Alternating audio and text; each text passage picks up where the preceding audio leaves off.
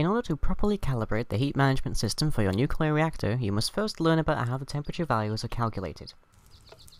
The effects of reactor overheating are based on hull temperature as a percentage of the maximum heat of the reactor hull.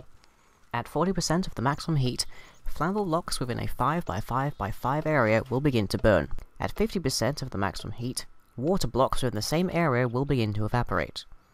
At 70%, entities within a 7x7x7 area will take regular damage from radiation exposure.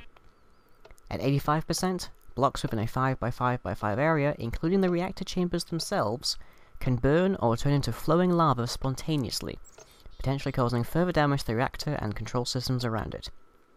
At 100% of the maximum heat of the reactor hull, the reactor detonates with a radius based on the number of uranium cells contained within.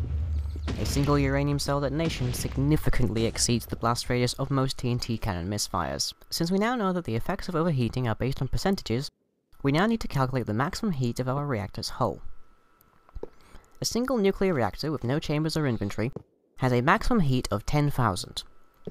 Each additional reactor chamber adds 1,000 to the maximum heat of the reactor. Each integrated reactor plate in the reactor inventory adds an extra 100 to the maximum heat. If you're not fond of calculations like these, you can use a remote sensor kit on your reactor and place the resulting sensor card into an industrial information panel to see the number you need right away. The temperature inside the reactor can be controlled using cooling cells and integrated heat dispersers, as well as with ice blocks, water buckets, and a surrounding of water. You can also artificially increase the reactor temperature by inserting lava buckets. The organization of these components gets fairly complex, so I'll be doing another video on them later, but for the time being, you can find a variety of designs online, and with a proper heat management system, you can actually use more or less any system you want. There are even some reactors that focus on an inventory almost entirely full of uranium cells, with ice blocks from compressors pumped in to constantly lower the temperature, but the manufacturing process required makes these comparatively unstable. Once we have calculated the maximum heat of our reactor, we multiply it by the percentages to retrieve the values we need to calibrate our heat management system to use.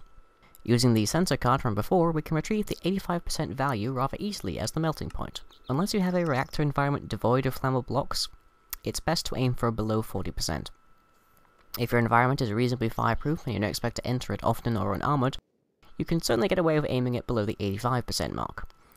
Remember that the lower the temperature you set the heat management shutoff for, the shorter the reactor can run continuously. Also bear in mind that if you are using water to cool off the reactor without water buckets, a reactor above its 50% mark will begin to disrupt its own cooling.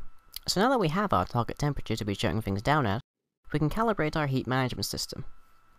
Over here is a very simple system that shuts the reactor down when it hits that mark and reactivates it when it drops below 1000. Over here is a more sophisticated system that extracts the uranium cells from the reactor and inserts ice until the temperature dips below 1000. Using our knowledge of the temperature limits for the reactor and thermal monitors, we can do a lot of interesting things, but these are just two of the most obvious. Some other things you can do with a redstone output from an overheating reactor are initiate an emergency alarm, lock down a facility, trigger a force field, alert some helpful mining turtles, and even dismantle the reactor itself using red power frames.